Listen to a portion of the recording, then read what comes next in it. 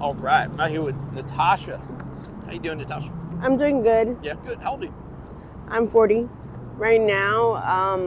I've been out here, I want to say, since 2021. We're working on getting our SPDAT. It's cold out here. It's just a basically day by day living right now, trying to keep warm and food. It's been kind of hard, so. Yeah. My life was nothing like this. I grew up having everything. I started working and COVID made me hit rock bottom. I have 5 kids, so it's like me and my husband are out here together, and it's been hard.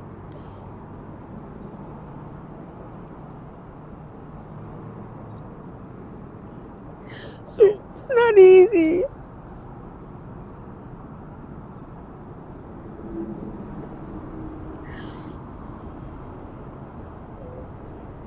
yeah, I spoke with you guys, when I pulled up. And as far as like, how long you been in this area? We've been here, what, 3 years? No, 2 years now. Like, no, I mean in this spot here, about 2 weeks now. Okay. And they just came and bulldozed. So all our stuff is actually sitting over there. Oh, okay. Because we're trying to find, we're sitting and thinking where we're going next, so. Yeah. So did you have like a tent or just camp, whatever? They took it, somebody stole it. Actually, we went out to eat and we came back and they literally picked up the tent with everything in and then just walked off with it. So whoever city workers? No, they were actually other homeless people. So it was like we just looked at each other like it's really that real out here. They don't care. You know, you have some people that we've all become family, so it's like we know who to take care of and who not to. That's just how things have become. And a lot of the city workers are pretty cool. I mean, like they came this morning to come and clear us out, but they knew we all were together. And there had to be about 6 of us, and they gave us time to, move our stuff over. But it's a pain, every single time. Yeah, restarting. Just when you get like a new routine, comfortable, boom, you gotta leave. Yeah, and it's hard. Did you know the people that messed with your spot? At first we didn't, and then as you start being in the area and you start learning and just sitting and watching people, you start getting the hint of who are the ones you gotta watch out for. Yeah. But now they don't play with us out here. Me and my husband have been out here for now, I want to say, like I said, since 2021. And we were walking one day and we was like, wow, we've been literally this whole strip from Valencia to here, and we can go through these camps and they know us. And they know who to mess with and who not to. Yeah. But it's just a thing, it's just like high school. You gotta earn your ranks out here. And the thing is that the more they know you and they get to see who you are, the more help you get from the people out here. Because it's not easy. I don't work out here. I don't do a lot of what these girls do out here. I do more of trying to keep it family-based, trying to help the old people out here. Trying to do things with the animals, and even the homeless animals. Yeah. Trying to keep everybody together. And it's hard. It's really, really hard. I've already had one of my friends, I had a lady die on me on an overdose because I help a lot of the ones before they catch their overdose. Okay. So they're always looking for me for that. And she had died on me, and come to find out it's one of the youngsters' mom. Wow. And they've been looking for me and they could try to find out who I was and who I was. And one day that girl was talking about her mom, and I said, I knew your mom. I says, your mom died in my arms. Oh, she didn't know? I told her. Wow. I said, she wanted me to come and take care of you. I said, she loved you. I said, she was tired. So she couldn't do it no more. I said, it's not that she didn't want to be around you, but they didn't know where they were. So one was on 6th Avenue and the other one is here. But it's hard when you got family, especially family like that. Yeah. These girls are 20, 21 years old, and a lot of them are looking for that mom. So I call them all my baby kids. They're all my baby kids. Baby kids, yeah. I've gone through pregnancies with some of them, and they're just a mess. Before you were living out here, how was life like then? Were you working? I had an apartment. I had my mom and my dad were staying with me. I had 9 dogs. And everything was good. Everything seems to be fine. And then just one day, it just went from having everything to, hey, look, we got to cut you loose at work. And when those words hit, that phone fell, and it was done. And I haven't been able to pick myself up since. Yeah. Because it's just hard, you know? Then what else are you going to run to? And I wasn't going to bring my kids out here. I left my kids with my mom. And just did what a parent had to do at the point right now. Now is at the point where I was using a lot. And I had to start coming to terms with myself first. And now it's not even worth it. I mean, I sit here and I'm like, well, damn, all the money that we end up putting together to go get stuff anyway. Oh, man. We could be back in an apartment. I'd be rich. For real. And I'm sitting here and saying, damn, that rent would have been paid. And you just sit here and you look at everything, and it's notebook after notebook after notebook. We went to sober living. The worst experience ever. I mean, we went through things in that sober living right there on Ocotillo that I would never wish on anyone. I mean, we saw things and it was just bad. But people think it's all, you know, peaches and cream, sober living, you're going to be okay. No, it's not even like that. After that, I just stay out here and I do it myself. I think I did more in sober living than I did out here. And it's like now I've cut down from doing a lot of the pills. I don't do them as much as I used to. And it's a lot of them going on. Blues and G. That's more of That's my... what I see a lot. I hear blacks coming back. Blacks coming back because the pills were out of control. Yeah. And it's not holding them like they think it was going to. And it's just the attitude changes, and it's mainly coming from what I see, it's coming from these pills. And it's sad because these people out here don't need this. You know, I think if we had more help, a lot more shelter is basically where we're at. They want to keep breaking everything down that we have. You know, and I think that's unfair.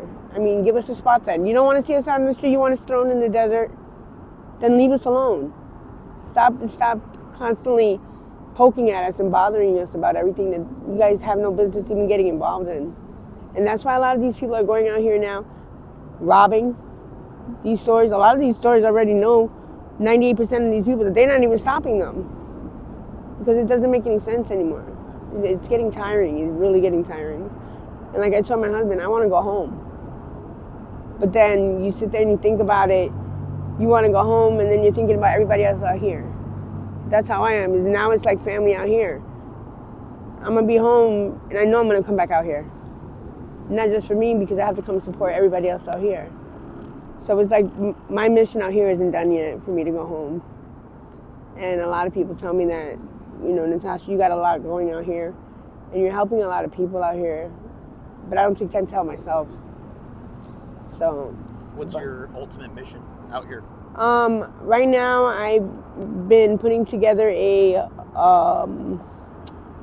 homeless. I want to put a homeless like a retreat together, where they can have a place to go. So we were calling it a world within a world. And my friend and I started putting it together. We've already done the beginning part to present to the city. I've got a lot of stuff going on there. I have like 4 or 5 things where I want to get a lot of these old people out of here. This is bad. I have a lady out here with no legs, and she struggles every day, and seeing her is like crying. I mean, I've had her stay with me, and I don't sleep. I'm on, day 7? So it's kind of hard to even want to even do. You look fine. I can't tell you've been up for 7 days. I'm tired. I've met a lot of people up for a number of days. I'm tired. I've had to learn, though. You get used to it, kind of adapt, right? Yeah, it's an adaptation that you can't. It's not something where you're born with it. And a lot of it comes from the robbing and the stealing. Because I would go to sleep and I wake up and I have nothing. Yeah. Like I have my clothes here, and now I'm without clothes. And then it's like constantly building up for them to come and steal it, and then you're back to square one anyway. I was just telling him, I said, I'm at the point where I don't want nothing. Don't give me nothing. I don't want anything. Just the clothes on my back. And if it has to come to the point where I need to change, I'll find something to put on that day. Yeah. I said, it's getting too hard. It's getting hard to carry everything around with the weather. I said, there's not enough blankets that we're going through right now. It's real cold. I've been working with this one, and this is one of those nice fleece blankets, and it's king size. I don't give a damn. I will sleep with this before I go sleep in anywhere else. And I just cover myself all the way around, and I can go to sleep just with a t-shirt and some shorts, and I'm all right. Do you know this lady? Yeah, we call her Mom. Hi, Mom. Just letting you know someone's walking up on you. You okay? So the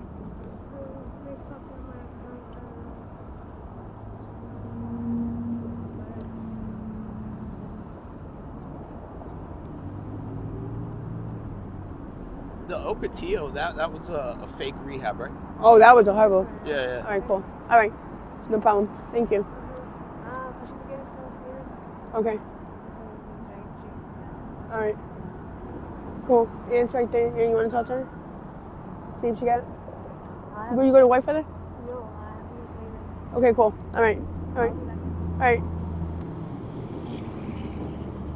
Yeah, I interviewed this one girl kind of when I first started doing it. She got kicked out of the Ocotillo, and she's been homeless for like a couple weeks at that point.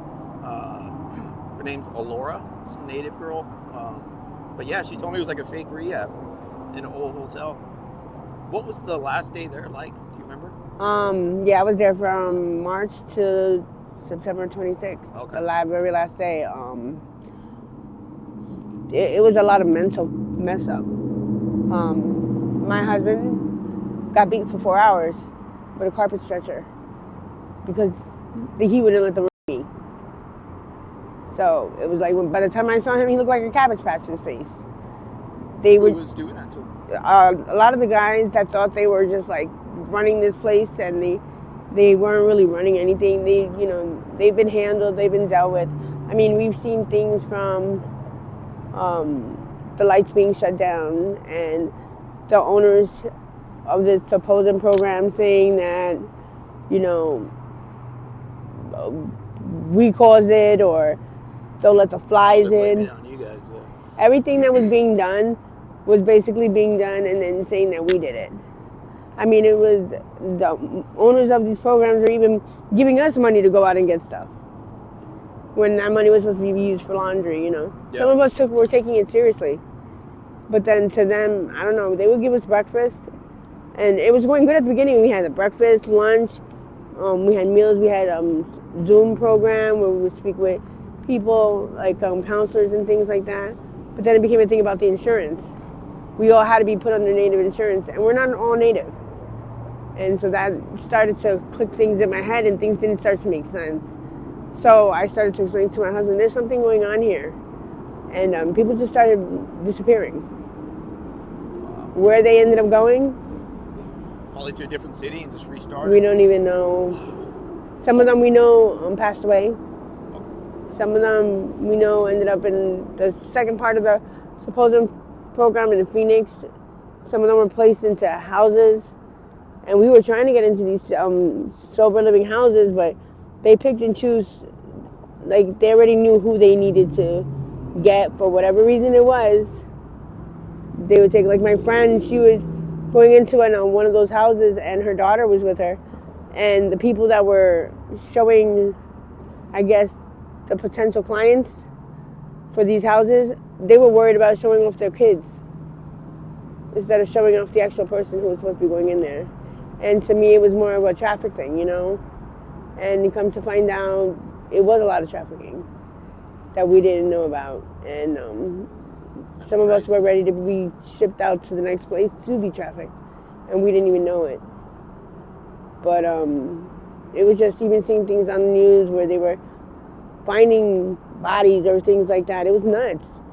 I mean, I didn't even know about it until I started watching this stuff on, like, YouTube about it and things like that. And I was like, did you know they were harvesting body parts? Like with things we didn't know, and you wouldn't even expect it. But the security was horrible. I mean, with real guns. People were getting in trouble for the most stupidest things. I mean, I think we got kicked out of the program. We would be in our room, and they'll come bang on our door, and they'll smell the smoke. And we weren't even doing anything. It wasn't coming from our room. But then they'll kick us out for like 3 or 4 days, or trespass us from the property. And I looked at him and I said, something's wrong, because how can you be trespassed from a property that you're in the program? and things just kept going and going and going, and a lot of different experiences to the point where when they finally shut down, my mom came around and she's like, we can put you in another sober living, and my mind was so messed up. I was like, hell, I was like, no, it was too traumatic for me. I was like pulling back. I'm like, I'm not going anywhere. I said, I'd rather be out here and try and get off of this on my own than go through one of those programs again that isn't even what it's supposed to be. And it's been a traumatic experience for me. Absolutely. And it's been hard. It's been real hard for me. And I haven't gone to Kodak. I want to go sometimes, or to Cope, but it's just, for what? You're going to put me on meds, and then I'm not going to be able to take my psych meds because I have to stay awake to make sure either I'm not going to get my ass beat, or they're not going to steal my stuff, or where's my next meal coming from? My husband's not doing well. He doesn't feel good all the time. Or I'm not. Right now I'm fighting pneumonia and the flu. So it's like this native insurance they put us on, I totally forgot about it. And I'm trying to figure out why am I being charged copay. So I stood without medicine for pneumonia for about 2 or 3 days until some of the guys out here that know me put together some money just to get me that. I still haven't even picked up the other antibiotic. This is like another $27 because I just don't have it. And I have to go call the insurance, but they steal the phones out here. I've lost all my identification 3 or 4 times already. I'm not even wasting my time. I told my mom, when I get out of here, I'll go get my birth certificate, Social Security, because they're taking them and they're paying. People are paying for them. I mean, I've seen people right now that are, hey, you got a driver's license? Do you know anyone who has a driver's license? We just need IDs. Like, it's nuts. It's nuts the things that I see out here. And it's sad. Like, a lot of the police officers out here, some of them already are accustomed to us. So they're like, come on, guys, take it to the alley. You know, at the beginning, it was like just handcuffing everybody. But I think they're starting to see, we're not all bad. We're not. We just need help. Yeah. It's in a tough spot, Yeah, I mean, they don't even want people out here helping us with food. It's really been, like, really, really hard. Like, the lady that was just here, I help her out a lot. And I get things done for her, and then, like, right now she needs my help. Her banking just is messed up now. So now I got to go sit with her and go through trying to figure out how to fix her bank now. But it's just, like, simple things like that. They can't get help out here from nobody. And because I've had experience with a lot of them, I have, like, 20 people here that I help on a constant for the last 3 years. And it's hard. And I wish a lot of people would just take heed to the fact that we're not out here trying to hurt anybody's family. We're just trying to get help. I know when a lot of people ask for money out here, and it's not for the same thing you guys might think it is. Not all of us need it for drugs. Like right now, she gave me $10, but I gotta go get him something to eat. You know what I'm saying? So come on. I use mine on a lot of different things. I don't have time for that all the time. And I could take 2 or 3 blues and I'm okay. But it's mainly like when it's to the point where I'm like, I can't deal with you no more right now. Like, my head is messed up and I just need to get away and just loosen my brain. And that's all it is about. It's just about getting away from the world that we're already in. It puts us somewhere else, but it's in a world that feels safe for me and for my husband. And that's just where we're at right now. But I'm going to get home to my kids, and we've been talking about it. We're tired. Are you able to go home? To live there with them right now, no. I don't want to risk them losing anything, Yeah. So, like, the Section 8 program, and I don't want them to lose it because of me. Okay. And our kids are our world. We got 5. So, and the thing is, we got 1 boy and 4 girls, and we just had a daughter graduate from high school, you know what I'm saying? And she's aware. I don't like to keep things from my kids. And I think it's better and safer for the child to know what's going on, for them not to, and then they get ridiculed. So my kids know, and they're ridiculing themselves. And I get it, I understand. Yeah. But it's gonna get fixed. It's just taking time. It's hard. For the next year, are you just taking it day by day, or what's your ultimate plan to get out of this situation? Well, I did have a plan 6 months ago, And 6 months ago, it's still in the same spot. Right now I'm taking it day by day, but I'm trying to speed up the process. Yeah. It's too cold out here. It's getting colder and colder. And I right now need to focus on my husband, my kids, and myself. My mind knows what it wants to do, and it's telling me, hey, Natasha, wake up. It's time to get up. You got to go do what you got to do. You know what you got to do. And I hear everybody that used to tell me, you guys are a power couple. What's going on? Get on your shit, man. Get back on your feet. And I'm starting to push him and get him there, which is helping me. Because he's my go-to. And without him, I can't make it nowhere. And right now I see myself in about a month, at least off of one of these. I want to say I think the pills is going to be the first one I'm gone with. It's not worth it for me. But I don't think as far as the clear, I can get rid of that yet. Helps me with my medical a lot. It takes away a lot of my ailments right now. And I gotta figure it out. But I'm looking at right now, I gotta get him out of here. So maybe into not a sober living, not something that maybe a program has put me in, maybe something I can speak to maybe another couple or maybe a couple of friends of mine, and we can get it into something. Even if it's just a hotel room and we're paying $10 a piece. Just let's get into something just as a start, Yeah. Step by step. Step by step, Yeah. because we have to start somewhere. This is getting out of hand. I can't do it no more, and I know a lot of them can't do it no more. And right now, body pains and aches don't even make it any easier. So I'm trying to see where, we were just talking about that today. We got probably like 2 or 3 people that are on the same page as we are, that already are like, we had enough. And now we're trying to figure out what's the weekly payment here, so we know El Super's like $240 a week for $40 a person. So if we can come up with some money, even if it's not to pay each person, but we could squeeze somebody in, we're gonna have to do that for now. Because a lot of these people don't go nowhere. You'll see them and they'll have their little camp set up and they don't leave. They'll be in there from morning to night unless they need to go to the bathroom or unless they go get their own meds. But they're never out here. A lot of us are not out here anymore. So if you can manage that, you can manage staying in a hotel room and not going nowhere, and one of us take care of whatever has to get taken care of. Yeah. We can make it like that, then it's a start. It's a start for us to get through it. Oh, yeah. You too?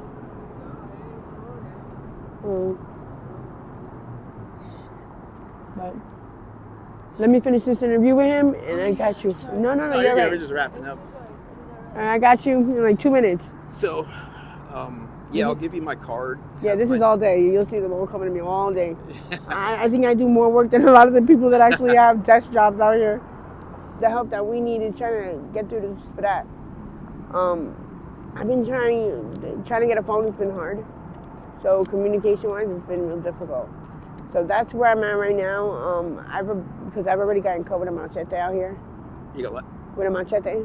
I was at Circle K, and a guy just came and took a machete to my arm. And if it wasn't the fact that a month before that I had got hit by a car on 6th Freeway, I got thrown 15 feet. And the is what saved my life, because the made me limber. So me being limber, I didn't feel nothing. They didn't even have to brace me or anything. I had 26 staples here, and then this guy with the machete, I don't know what the hell's on his mind. I had another 5 or 6 staples that were like that big. When was this? Right before Thanksgiving. So this arm right now is numb. Did it go deep? He almost took my whole arm off. Oh. But because of the accident that I had, the car accident, they had a metal plate put in, and he hit my plate. And if it wasn't for that, and all because he says he's so mentally gone, he saw me in his pocket. Right? This is what I'm saying. It's just everybody's not here, and he saw me in his pocket, and he knew it was me, and it wasn't me. He was looking for his ex-girlfriend. That psychosis. And I just found out that 2 weeks before he did that to me, he did it to another girl, just because she had red hair. So now I'm like, I'm going black. Yeah. That's it. Oh, that's scary, man. Yeah, So and this is what I'm saying. Like, is it makeshift weapons and things that we got to look at? Yeah, so it's been Yeah, it's hard. good to stay alert out here. I'm sure you guys know all that, you know. Mm-hmm. You can read people. Yeah. Just like Trying to you get develop a educated. sixth sense out here. You know? Yeah. A That's lot how of it us is. aren't made to be out here. And it's like some of us weren't born this way, but it's a calling. I don't think I was meant to be out here, but there's something out here that I need to finish before I can actually go home. And whether it's getting this place opened up, this building opened up with the city, so these people can have a place to go. It's something, and I'm trying, and it's eating at me. So until I can figure that out, it's going to be Take rough. care of yourself too. Yeah, that's what I've been doing. My health yourself. is where I'm at right now. I'm just trying to keep myself going, as well as everybody else. So it's kind of hard. For 40 years old, I've been like, Oh, yeah. I'm trying to just get through it. Yeah, I went to rehab when I was 38, and it got harder every run as I got older, every year. Mm-hmm. You know, it just gets harder as you get older. And the longer you're on it, it's like it's harder to get off. I mean, my husband was doing 150 pills. And now it's like, I'm like, yo, dude, I'll handle him. I'll disperse them to you. If I do them, you can do them. Like, and we go through it. I mean, Yeah. I went from being the loveliest wife to I think he hates me right about now. But we've gone through it. I mean, it's been a roller coaster. I mean, we wanted to. I tell him I'm just going to the courthouse and I'm gonna divorce you. That's it. I'm done. And it's nothing like big. Yeah. Don't say what you did. I always So cut stuff out of the interview. yeah, and they just don't want us out here. Yeah. I just want robbing you guys people. to get arrested because of my video. Yeah. Oh So, yeah, no. I I think it's just a good thing that they are even helping us, because they know that Circle K is gonna call on us because we're sitting in front of the side of Circle K, and they're gonna have to say trespassing. You know what I'm saying? And I know they're tired of it already. Some of us think nowhere. We can all still be sitting there after you guys just left, and we don't have nowhere to go. Wow. And it's like, all right, as long as you stay out of trouble, as long as you're not doing anything you're not supposed to, they're like, don't go in there, guys, and go rob them and come out here and then think we're not going to be here. Yeah. So I kind of understand where the cops are coming from. They sound like too, cool cops, you know?